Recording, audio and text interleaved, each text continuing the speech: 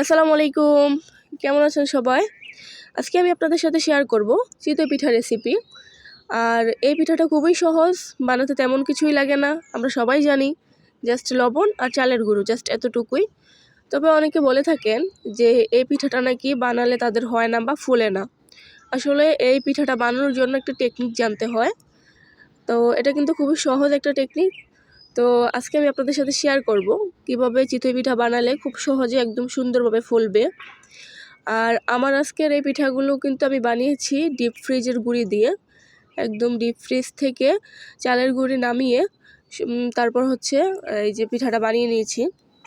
আমি এই পিঠাটা বানানোর জন্য 30 মিনিট আগে ফ্রিজ থেকে গুঁড়িগুলো নামিয়ে রেখেছিলাম।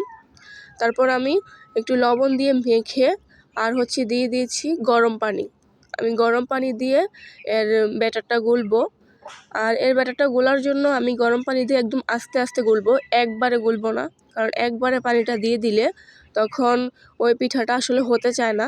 এই যে দেখেন, একদম অল্প অল্প পানি দিয়ে দিয়ে এরকমভাবে তারপর হচ্ছে মেখে মেখে আর এই পিঠাটা বানাতে হয়, মানে এই ব্যাটারটা করতে হয় আর কি।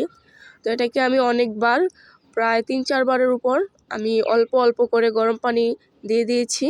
আর অল্প অল্প করে গরম পানি দেওয়ার পরে আমি এই ব্যাটারটাকে খুব সুন্দর করে গুলে নেব। আর ব্যাটারটাকে গুলে নেওয়া হয়ে গেলে এটাকে আমরা কিন্তু আবার একটু রেস্টে রাখতে হবে, কারণ যখন একটু রেস্টে রাখা হবে পরে দেখবেন যে যদি দেখেন যে রেস্টে রাখার পরে যদি দেখেন আপনার ব্যাটারটা একটু বেশি ঘন হয়ে গেছে, তখন চাইলে একটু পানি অ্যাড করে নিতে পারেন। আর যদি পারফেক্ট হয় তাহলে তো আর কোনো কথাই নেই, আর কিছুই লাগবে না, জাস্ট এমনি দিয়ে দিতে পারবেন। আর আমার ব্যাটারটা দেখেন এরকম টাইপের হয়েছে। তো আর আমি কিন্তু আজকে এটা হাত দিয়ে গুলে নিয়েছি। আপনারা চাইলে যেভাবে পারেন ব্যাটারটা তৈরি করে নেবেন আর কি। আর আমি হাত দিয়ে মেখে নিয়েছি। তো আমার ব্যাটার তৈরি করা হয়ে গেলে আমি এটাকে 10 মিনিটের জন্য রেস্টে রেখে দিচ্ছি। আর এটা রেখে দেওয়ার পরে আমি ভাবলাম যে এবার আমি ভর্তাগুলো তৈরি করে নেই। তো এই কারণে আমি আজকে এই পিঠাটা খাবো হচ্ছে সরিষার ভর্তা আর হচ্ছে ধনিয়া পাতার ভর্তা। তো এই কারণে আমি প্রথমে সরিষাগুলো খুব ভালো করে ধুয়ে আর এখানে কয়েক কোয়া রসুন আর হচ্ছে 3টে কাঁচামরিচ নিয়ে নিয়েছি।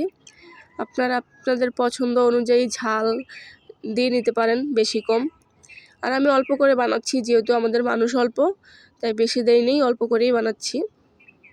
আর আমার সরিষার ভর্তা বানানোর জন্য প্রথমে সরিষাগুলোকে খুব ভালো করে বেটে নিয়েছি। তারপর হচ্ছে যে কাঁচামরিচ, রসুন এগুলোকে বেটে নিয়েছি। শেষ, জাস্ট এতটুকুই আমাদের সরিষা ভর্তা কিন্তু রেডি হয়ে গেছে।